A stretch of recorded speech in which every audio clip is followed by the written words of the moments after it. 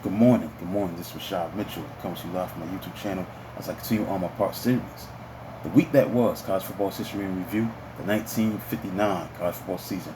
It was the year of the Orange Champion, Halloween Cannon Boom, and Wild Card Rule. The 1950s ended with its accustomed dash of unpredictability.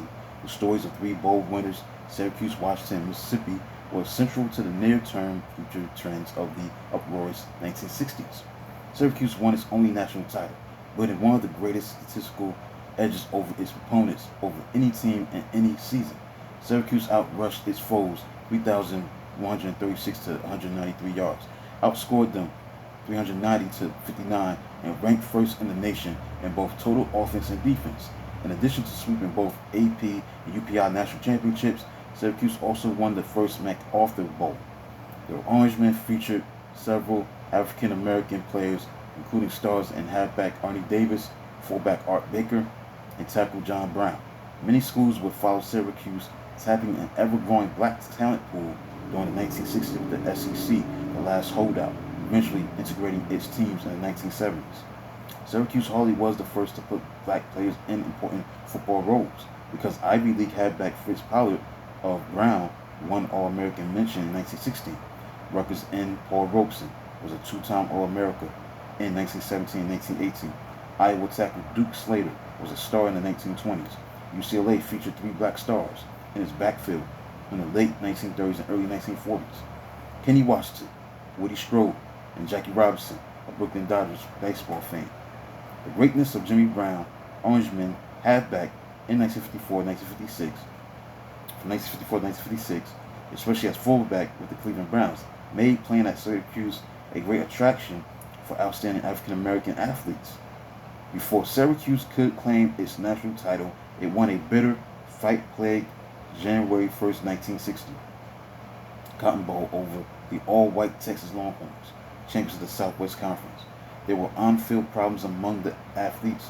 Texas players were accused of racial epithets that prompted animosity during a game in which Davis starred defensively and scored twice, including an 87-yard touchdown pass for the game's first score. Employing hard-nosed Oklahoma-style football brought west by coach Jim Owens, Washington won the arguable Athletic Association of Western University's championship in 1959. So in the Rose Bowl, the Huskies stunned Wisconsin 44-8 and turned the tide in favor of the previously frustrated Pacific Coast schools. So even with Washington's astonishing upset, the Big Ten had won 12 of the first 14 Rose Bowls since the Big Ten started coming to Pasadena on an annual basis. So when the game was over, Wisconsin found itself having suffered both Big Ten losses, 1953 and 1960. So in the next 27 Rose Bowl games that followed, January 1st, 1960, Western schools won 20 times. Mississippi lost the year's thriller to early season number one Louisiana State, but gained ventures with a smooth 21-0 win and a rematch with the Bayou Bengals in the Sugar Bowl. 1959 season began a magnificent five-year run of 43-3 for the Rebels. The only schools with comparable five-year records during the last 55 years are Oklahoma, 1954 to 1958, had a 51-2 record. Alabama, from 1961 to 1965, had a 49-5-1 record. Penn State, from 1967 to 1971, had a 48-6-1 record. From Michigan Wolverines, from 1970 to 1974, had a 54-1 record. Oklahoma, from 1971 to 1975, had a 54-3-1 record. Miami Hurricanes, from 1987 to 1991, had a 56-4 record. Nebraska, from 1993 to 1997, had a 60-3 record. Florida State, from 1995 to 1999, had a 55-6 record. And Southern California, 2003 to 2007, had a 58-6 record. On a muggy Halloween night in Baton Rouge, Louisiana, LSU and Mississippi authored one of the legendary games of football history. Late in the game, Heisman Trophy winner in waiting Billy Cannon of the Tigers fielded a bounding punt on his own 11-yard line, wriggled through 6 Ole Miss tacklers, and went 89 exhausting yards to a touchdown for a 7-3 win. The fact that Tennessee knocked number 1 LSU from the unbeaten ranks a week later and that the Rebels dominated the Sugar Bowl over LSU are facts far less remembered than Cannon's story late October boom, not since the turn of the century when drop kickers such as Pat O'Day of Wisconsin roamed the fruited plain had the foot played so important a role in college. In 1959, the NCAA whitened the goalpost to 23 feet 4 inches from 18 feet 6 inches and more than 20% increase. A new rule allowed entry of one player per side whenever the clock was stopped. This wild card inspired the use of kicking specialists, and points scored by field goals nearly doubled. Carl Hartsworth of Wisconsin kicked a record 7 field goals. Randy Sims of Texas A&M made a 59-yard place kick, which exceeded the existing NFL mark of 56 yards by Burt Rechiar of the Baltimore Colts, although O'Day had registered a 65-yard drop kick in 1898. Another amazing boot came off the foot of John Hadle of Kansas, a 94-yard punt against Oklahoma, which won the Big 8 crown. It had its worst season since 1945. The downturn started with several Sooners suffering suspicious bouts of food poisoning for an opening game transfer from Northwestern. The team dined at a Chicago restaurant on Thursday night. Sooner players later mentioned waitresses seemed to pinpoint players by asking what positions they played as fruit cocktail was served. On Halloween, Nebraska tricked Oklahoma 25-21 and administered the Sooners' first defeat in 73 consecutive league games, dating back to a 16-13 loss to Kansas in 1946. So another Big 8 team enjoyed a bit of a renaissance and coined an endearing nickname. Iowa State had endured a 26-55-4 record in the previous 9 years of the 1950s. The Cyclones were a small, close-knit group playing the ancient single-wing offense under second-year coach Clay Stapleton and had only 30 players on its squad. Trainer Warren Arrell shouted, "Here comes the 30-30," after a 41-0 season opening win over Drake. The next week, Iowa State went to Denver to beat the Pioneers 28-14. Sports Information Director Harry Burrell was stringing a post-game story to Des Moines Register. Burrell picked up on the players' enjoyment of the 30-30 moniker and made it famous, at least statewide, with his newspaper articles. Summer meetings among several schools nearly created a new national conference, based not on the traditional formula of regional familiarity, but on the previous year's introduction of domestic jet air service by national airlines. The idea soon evaporated, but came close to changing the face of college football dramatically. Proposed members were Air Force, Army, Navy, Notre Dame, Penn State, Southern California, Pittsburgh, Syracuse, and UCLA. The Ivy League of all places created the year's biggest coaching controversy. Steve Sebo of Pennsylvania guided the Quakers to the league title in the 4th year of official Ivy competition. For his efforts, Sebo was promptly fired despite his excellent season. Amazingly, Sebo had survived a 19-game losing streak in 1954-1955 when Penn scheduled powerhouses like Notre Dame, Penn State, Army, and Navy. Now, the milestones that took place was that Rules Committee made 2 major changes. Goalposts were widened from 18 feet 6 inches to 23 feet and 4 inches. Wild card rule permitted coaches to substitute one player into lineups at any time when the clock was stopped. Athletic Association of Western Universities, also known as the Big Five, was formed from ashes of Pacific Coast Conference. Charter members were California at Los Angeles, Southern California, Stanford, and Washington. OPCC members Idaho, Oregon State, and Washington State became independents. Oregon and Washington State played unusual home set of games in 1959. Now, the longest winning streaks entering the 1959 college football season was Louisiana State had a 12-game winning streak, Mississippi Southern had a 9-game winning streak, Oklahoma had an 8-game winning streak. Now let's look into the coaching changes that took place in 1959. The incoming coaches for Arizona was Jim LaRue, Army, Dale Hall, Baylor, John Bridgers, Brigham Young, Sally Stevens, Brown, John McGlory, Colorado, Sonny Grandilos, Florida State, Perry Moss, Maryland, Tom Nugent, Michigan, Bump Elliott, Navy, Wayne Hardin, North Carolina, Jim Hickey, and Notre Dame, Joe Kukarich. Now, the AP poll for the preseason had Louisiana State at number 1, Number 2, Oklahoma. Number 3, Auburn. Number 4, Southern Methodist. Number 5, Army. Number 6, Wisconsin. Number 7, Ohio State. Number 8, Mississippi. Number 9, Iowa. Number 10, Northwestern. Number 11, Purdue. Number 12, Northwestern. Number 13, Texas Christian. Number 14, South Carolina. Number 15, Air Force. Number 16, Notre Dame. Number 17, Texas. Number 18, Clemson. Number 19, Michigan State. And number 20, Syracuse. So let's get into the week 1 of the 1959 college football season. September 19th, 1959. We're going to start with Clemson versus North Carolina, where Clemson was ranked number 18. They beat number 12, North Carolina, by a score of 20-18. Trying to get over shock over head coach Jim Tatum's death, North Carolina lost squeaker to Clemson. Coach Frank Howard's Tigers burst to a 14-0 lead, and quarterback Harvey White scored over Tar Heels halfback Malam Wall. Lost fumble on opening kickoff, and fullback Doug Klein bowled over in second quarter. North Carolina converted fumble recovery for touchdown as quarterback Jack Cummings set up, scored with 25 yards pass to the end John Schrader. Halfback Bill Mathis put the Tigers up 20-6 after 65-yard drive following second half kickoff.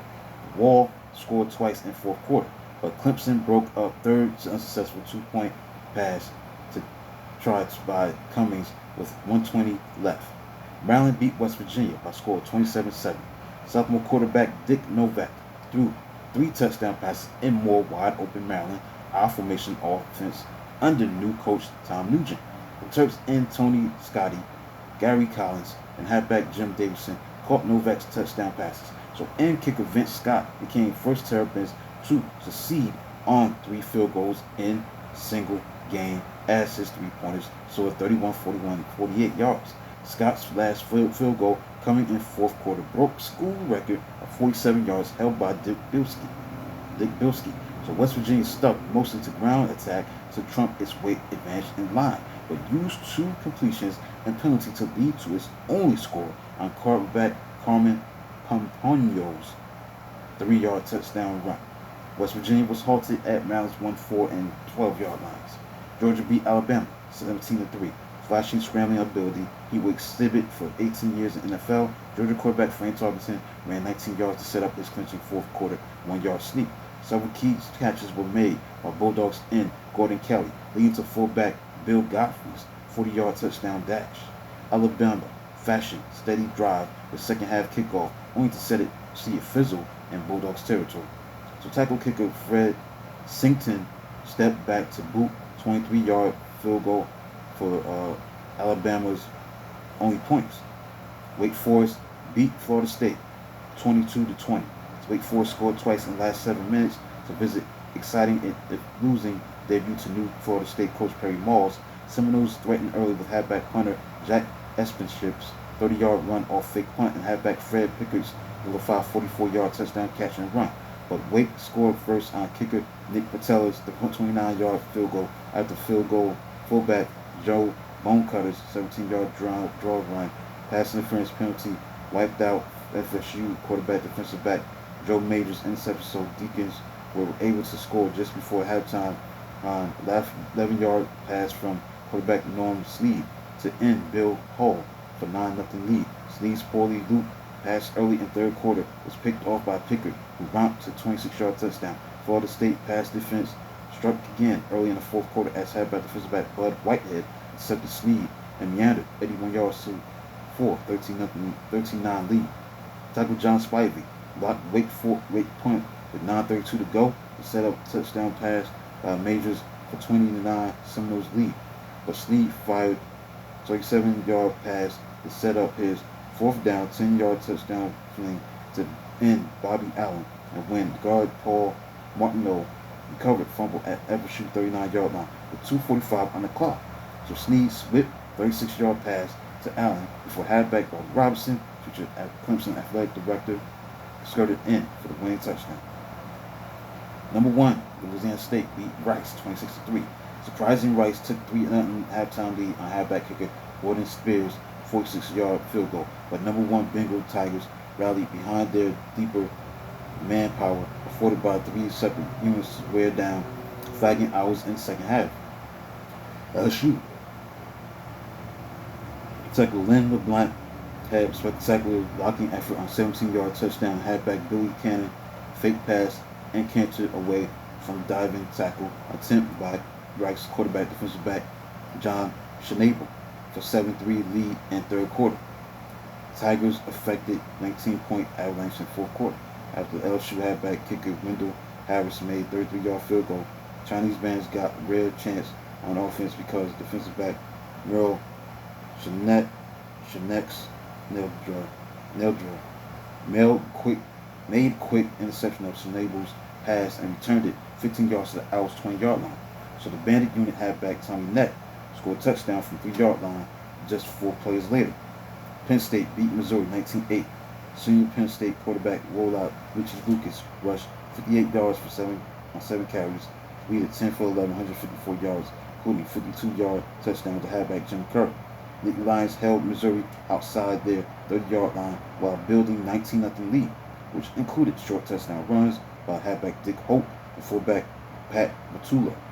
Now, Tigers managed 197 yards rushing, but took to air for late touchdown on a tricky reverse pass from halfback Donnie Smith to end Russ Sloan. Quarterback Phil Snowden followed with 2-point pass to end Danny LaRose.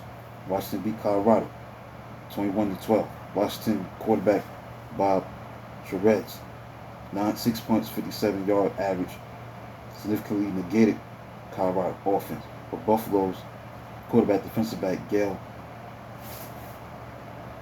Wiedner galloped 94 yards with interceptions to keep the Huskies' halftime edge within 1 point at 7-6. Halfback Carver Gayton's 6-yard touchdown run put Washington ahead 14-6 in third quarter. Huskies got gift on ensuing kickoff when Buffalo's halfback Jerry Steffen watched the sail overhead into the end zone, and Washington guard Chuck Allen fell on it for a cheap touchdown. Texas Tech beat Texas A&M 20-14 in Dallas. For the first time in series history, Texas Tech won 2 straight games from the Aggies, but game moved well into the second quarter before the Red Raiders could make their initial first down. While Texas A&M made several early probes into enemy territory, with only 23 seconds until halftime, Texas Tech fullback defensive back Dick Stafford raced 54 yards down the sideline for a touchdown after picking off option pass by A&M sophomore sensation halfback Jesse McGuire. Behind 6-0. Aggies tallied 2 quick touchdowns for 14-6 lead in third quarter. Quarterback Charlie Milstead hit and Ralph Smith with 14-yard pass to the key 47-yard drive at the fumble recovery as McGuire had 149 yards rushing, scored as he drug the pitch out. McGuire came right back with a brilliant 64-yard touchdown run after twisting through right tackle and weaving through Raiders secondary. When it seemed down and out, Tech countered with immediate 75-yard touchdown bound from quarterback Lynn Amerson to Fleet sophomore halfback Bate Turner. Amerson tied it with 2-point pass, so Raiders went 58 yards next time they had the ball as halfback Don Gurley raced 33 yards around in, right in for a touchdown, a 20-14 edge late in the third quarter. A&M nearly tied it with less than 3 minutes left from Tech 3-yard line. McGuire took the pitch out and, like earlier touchdown, juggled it as he crossed goal line near Coffin Corner.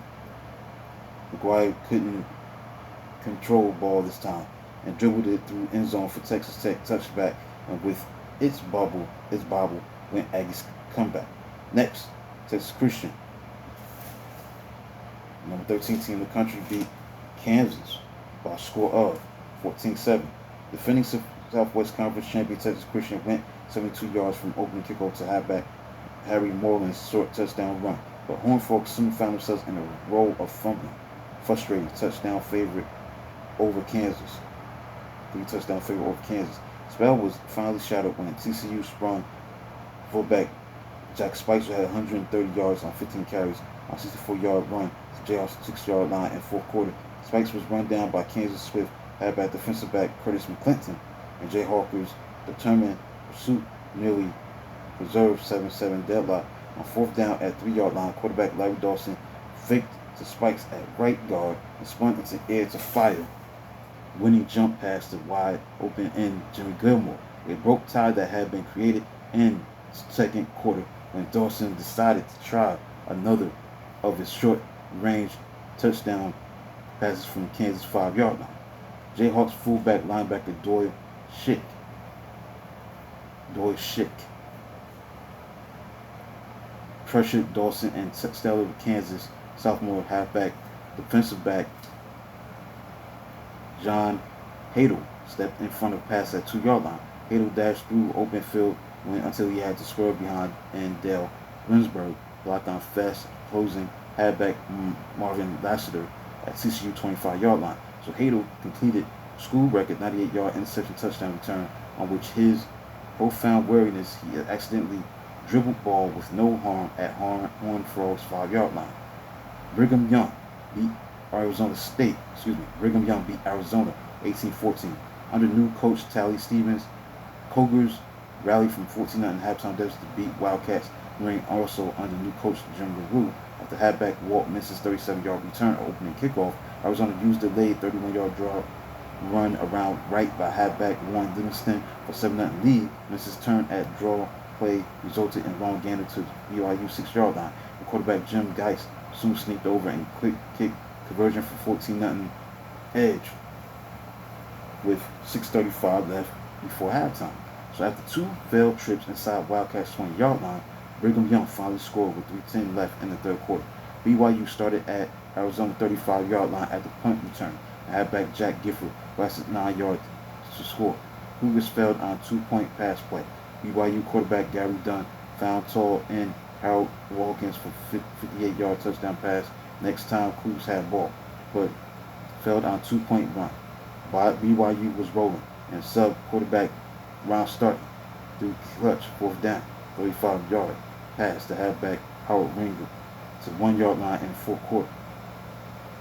Cougars defensive end Tom Cole spoiled late bid by Arizona by making an interception of deep pass by Cats quarterback Eddie Wilson. And finally, Oregon beat Stanford by a score of 28-27.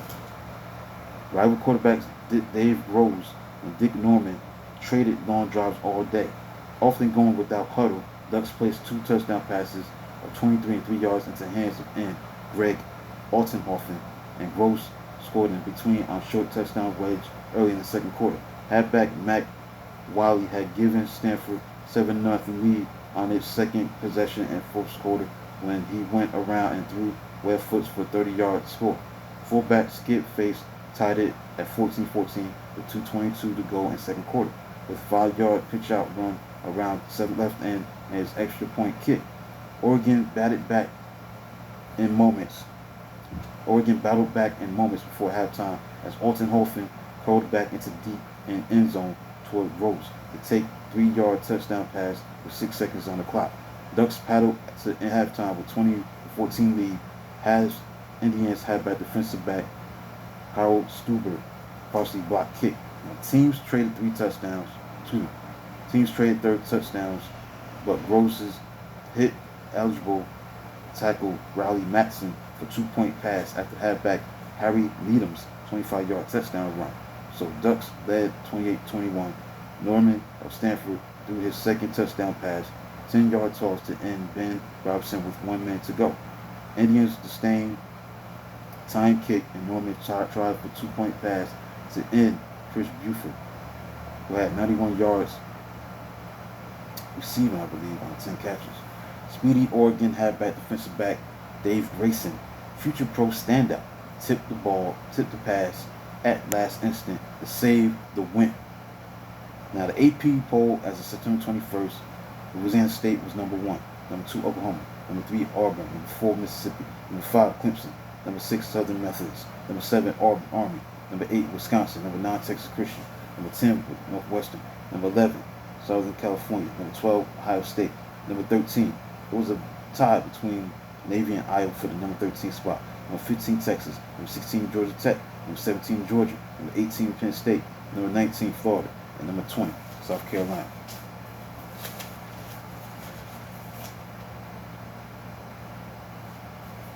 So that concludes a look at the week that was, week 1 of the college football season, September 19th, 1959.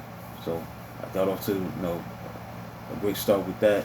Let you know about the overview of the 1959 season, and I went over the first games that were played for week 1 of the college football season 1959, September 19th, 1959. Please like, subscribe, comment, do whatever you can to support the channel. This is Rashad Mitchell. Until then, talk to you tomorrow.